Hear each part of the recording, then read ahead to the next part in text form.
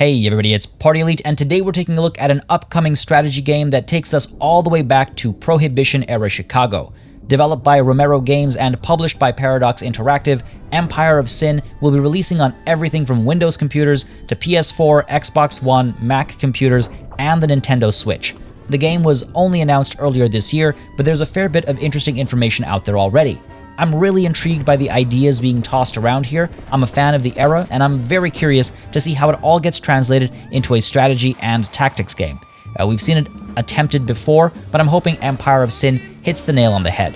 So, without further ado, let's look at 6 things we know about Empire of Sin.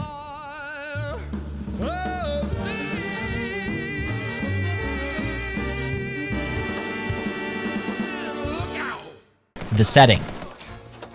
The game is set in Chicago during the 1920s. You play as a low-tier mobster trying to make their way up the ranks in a city that is already crowded with other mob bosses. At the start of the game, you pick one of 14 characters to lead your crew with. 7 of these are actual, well-known historical figures like Al Capone and Stephanie St. Clair, while the other 7 are fictional characters, likely in an attempt and hope to add to the variety. From this starting point as a relative nobody in the 20s, the game spans for 13 years. After that 13 years is over, the gang with the most amount of territory and cash is deemed the winner. Given a relatively limited time frame, the developers have stressed the value of replayability. It doesn't sound like each campaign is going to last 500 hours here, instead opting for multiple short runs in which you can experience different outcomes, different interactions, and different characters. Hopefully this allows for a more curated experience rather than the feeling of a constant filler used to pad out games with randomly generated missions that end up all being the same thing over and over again. I'm curious to see how Empire of Sin makes this work and what the draws of replaying will be. I'm glad and frankly excited to hear that we're going to get what sounds like more of a curated experience, because I am tired of missions or games that claim to have, countless hours of gameplay when it's just, like I said, the same thing over and over again. So very curious to see how Empire of Sin sort of executes on this. The Rackets. You can't have a game set in this era about this topic and not spend a fair bit of the game talking about or dealing with the rackets. Spread across the city are a variety of rackets, from the speakeasies that were of particular note in this era of prohibition, to the brothels and breweries and more. Each of these locations are separate entities, and they can each be upgraded in different ways. A speakeasy may care more for decor and word-of-mouth advertising, while a brewery will care more for increasing the rate of production. There seems to be a fair bit of management going on here, especially as far as alcohol is concerned, which perhaps makes sense. You're taking a look at production and consumption, as well as where the goods get delivered and which destinations have a higher priority than others. You have to make sure your key establishments are running smoothly, after all. There's also been mention of watering down your supplies, and that's a great way to increase quantity by diluting the product, but also a way to guarantee negative word of mouth about your low-quality product, resulting in fewer patrons down the line. Easy, quick money for a short sprint maybe, but not a long-term solution, despite what some bars in 2019 might suggest. The Rackets sound like a very interesting and unique element to Empire of Sin, one that fits the era perfectly, of course. I hope that the Rackets will be different enough that the player and their competitors are drawn to specific ones, specific addresses, basically, for specific reasons, rather than just getting more because that's what you do to win. I'd like to see specialization among my organized criminals, or perhaps a supply chain or something that grounds and ties it all together logically, especially considering how the city, i.e. the strategic layer, is going to be represented. A real-time city. With the whole driving force and goal of the game being your outfit's growth into the top dog of Chicago, you obviously have to start at the bottom of the rung. With just a single establishment to your name, you start by trying to take over the rackets in your neighborhood by muscling out the competition, and then eventually you start taking over multiple neighborhoods in the hopes of expanding across the entire city. As you obtain new establishments, rackets including speakeasies, brothels, breweries, and more, you'll want to spend some time bribing the police to keep them off your back, hiring security to ensure any troublemakers are quickly taken care of, and spending some money to upgrade the overall decor in the hopes of attracting richer clientele. And as you're managing your territory and exploits, you'll have to keep certain relationships in check. Diplomacy is, in fact, a thing. Not only will you send a message through your acts of violence and hostile takeovers, but these actions are likely to result in a sit-down, a good old-fashioned conversation between mob bosses, one where you will have conversations with RPG-style branching paths that can evidently lead to more violence or perhaps a reduction of hostilities.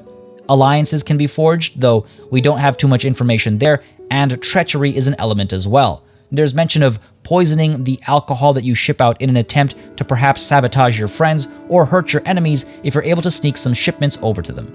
I'm very curious how this works. Again, not too much detail, but that sounds extremely intriguing. Not entirely clear on how it all plays out, but it's an interesting element, again, just to integrate. And all of this is tied together with a real-time city. In marketing speak, I suppose it would be referred to as a living, breathing city. You actually travel through the city of Chicago in real time, and your rival gangs do so as well. Everything is happening in real time. This means you can set up ambushes or you can spot them and navigate around them. It also means you can coordinate hits across multiple establishments at the same time by splitting your crew into smaller parts, and it also means, on top of that, you can coordinate things like a baiting attack on one establishment to draw the enemy out of your real target. Lots of very interesting possibilities being described by the developers that should allow for some pretty varied styles of gameplay. But after you're done traveling around the city in real time, sneaking around, avoiding conflict, setting up ambushes, etc., you engage in turn-based combat. The most common way to describe it is XCOM style combat, and we've seen many games use it as a baseline to build on, with Empire of Sin being no different. It looks like initiative determines when individuals move in a turn rather than it being one side at a time, and you've got movement or action points to move, sprint, shoot, reload, or use specials, like Al Capone's ability to fire his Tommy gun in an arc, causing damage over an area. High and low cover seems to be factors, and it looks like RNG will be playing a role here, as can be expected, though we have seen some games ignore the RNG aspect in some pretty clever ways, but that's sort of par for the course with this kind of combat. It looks like the real world continues to move forward in time as combat takes place as well, and this means that there are real world implications during combat. An example that was given is that the police might arrive as a third party.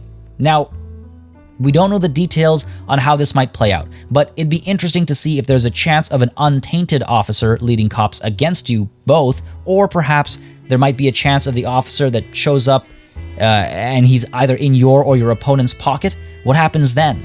I'm just speculating for a second, but even the thought of this kind of integration is pretty intriguing. It's almost like you have backup, or perhaps your opponent has backup and there's a time limit that the job needs to get done by. Now, apart from that, your actions in combat will have consequences as well. Not just people dying, that's given, but for example, there's an option to execute people.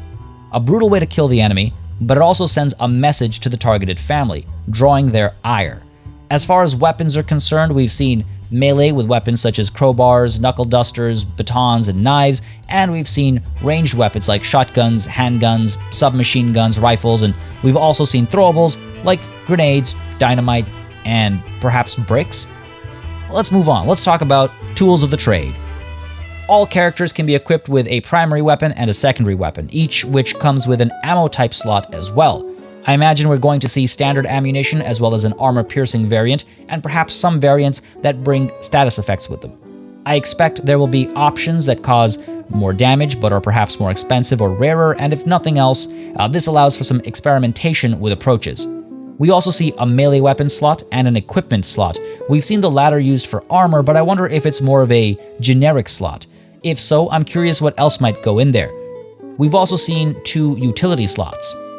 So far, we've seen things like grenades and sticks of dynamite as well as bricks, possibly for use as distraction or for hitting the enemy over the head with. But utility is a broad term though. These aren't supposed to be just throwables perhaps, so we might be also seeing things like lockpicks and I don't know, what else does your 20s era gangster use? Grappling hooks? I'm not sure. Either way, I'm curious. Now, when it comes to picking your tools of the trade, it looks like all weapons have crit chances, damage defined in ranges, including armor-piercing damage, rarity values, and cost, presumably for buying and selling weapons. Now, ranged weapons also have clip sizes, effective range limitations, and firing modes on top of all of that. Now, some weapons clearly have special effects as well. We've seen, for example, the chance to knock back the target. This is all fairly par for the course, nothing too crazy over here, but we have seen some of these screens that give us some details and let us know what we can expect as far as equipment management is concerned. So I thought we should talk about that for a little bit. Now, who actually uses all of this equipment? Well, this game has recruitable player characters. There are over 60 characters that the developers are referring to as RPCs, recruitable player characters that you can recruit into your outfit. They all have pre-existing relationships and traits, and these things are actually things that can cause complications during gameplay. One example that has been stressed over and over again is that characters can be in love with each other. If they're on the same crew, they might just up and leave together one day. If they're on opposite ends of a gunfight, they might choose not to fire at each other. Worse still, killing one of the lovers might send the other into a rage. They might unleash a clip into the killer, and yes, that can mean friendly fire from the sounds of it. Alcoholics can be a problem. STDs can spread through those that hang out around brothels. Some characters are quick to be broken by the feds if they've been caught. It sounds like some pretty interesting, fitting traits that actually change how you navigate through a playthrough. Now, I really hope that it's not, again, the same thing over and over again. It's like, oh, look, my characters fall in love. This is my third playthrough, and lo and behold, once more, love is a factor, just like it's always been. Like, I hope, obviously some things make sense. Love is probably a bad example, it kind of makes sense, but I do hope that it's not kind of repetitive. I hope there's a lot of variety. I hope there's a lot more than just what we've been told, because this sounds like a very intriguing and interesting mechanic. I'm all about role-playing in my games. I feel like that brings things to life, and if these traits and relationships are actually big factors in gameplay rather than, one-off moments, that is really cool. That's fascinating, I think. It could be, at least. Now, either way, all that speculation and talk aside, over the course of these playthroughs, characters are also able to develop new traits and relationships as well. So, somebody that constantly uses the execution ability on enemies might become cruel or bloodthirsty. They might end up becoming a serial killer, and it's quite possible that one of your crew becomes a victim. Alternatively, like I was saying earlier, two characters might fall in love, especially if they work together often. Now, all of these traits will of course affect how others see you and your organization as well. So if you've got plenty of cruel people in your organization, then others might not take to you too kindly. Or, I don't know, maybe if you're known for spreading STDs out around Chicago, that's a problem as well. We don't know too much, but I'm curious to find out more because, again, this stuff, to me, is some of the more fascinating elements of this game. Now, apart from all that, it looks like characters can individually have friends, lovers, and enemies, and there are 3 sets of stats: health, armor, and loyalty, alongside 3 sets of attributes: initiative, movement, and defense. Then, there are 4 sets of skills: marksmanship, melee, intimidation, and leadership. The last couple there imply to me that there may be some type of morale mechanic involved during combat.